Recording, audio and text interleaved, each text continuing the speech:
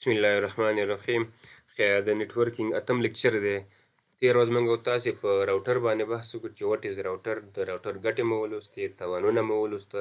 کله به چې موږ وغوښته چې د راوټر په واسطه دوه نتورک یو له بل سره وصل کړو، موږ به د دغه نتورکونو ترمنځ کوم ټایپ پروټوکول څخه استفاده کوله.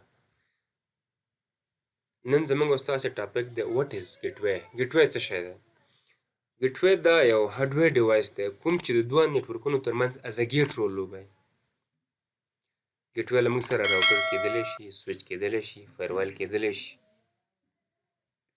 عموما ګیټوی دا معلومات کنورټ کوي له یو پروټوکول یا فورمټ څخه بل پروټوکول ته. ګیټوی بیا له موږ سره په دوه ډوله ده، یو یوني ډایرکشنل ګیټوی ده، بل بای ډایرکشنل ګیټوی ده. د راوټر او ګیټوی ترمنځ فرق دا دی.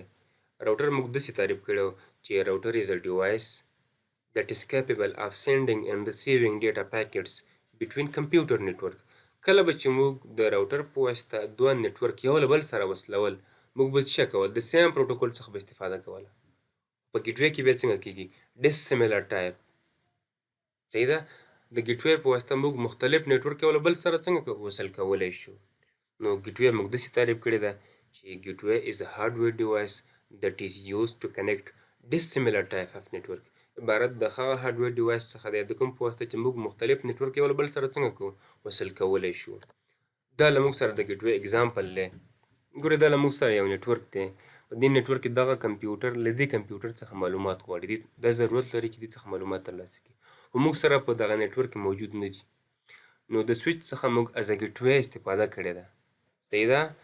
سویچ دی دا د سرور څخه معلومات ترلاسه کوي. څنګه؟ د سرور څخه معلومات ترلاسه کوي د بل نتورک څخه. دا ګورئ که داسې سوچ وکړو دا له موږ سره لوکل ایریا نتورک دی او دا له موږ سره وایډ. صحیح ده؟ نو سویچ دلته موږ څنګه یوز کړه؟ از ا ګیټوی م یوز کړه. د ګیټوی ګټه مو ترې واخیسته. بل ګیټوی دا د اوسای موډل په ټولو لیرونو باندې، د اوسای موډل څو لیرې دی؟ اووه. دا په دغه اووه لیرونو باندې ټولو باندې کار کوي.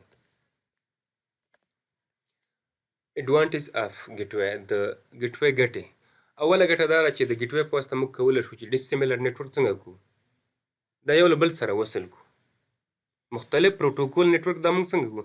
دا د ګیټوی په واسطه موږ یو له بل سره وصل کولی شو. دوهمه ګټه دا ده چې د وایسای موډل په اووه واړو لیرونو باندې دا کار کوي. او دریم we cannot access the internet without gateway.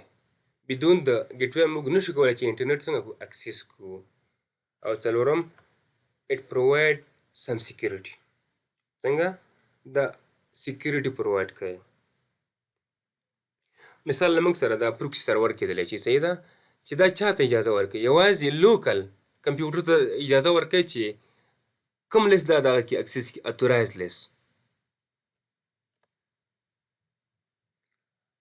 ډس ایډوانټیج اف ګیټوی. اول توان دا ده چې اټ از مور ایکسپینسیو، ډیر قیمته دی. څنګه ده؟ قیمت یې لوړ دی. دوهم ډیټا ټرانسمیشن ریټ چې دا د دې سلو دی. او دریم ډیفیکلټ ټو مینټین از ویل از ویری کمپلیکس. مینټین کول یې څنګه دي؟ دا کمپلیکس دی، یو پروفیشنل کس ته ضرورت لري. صحیح ده؟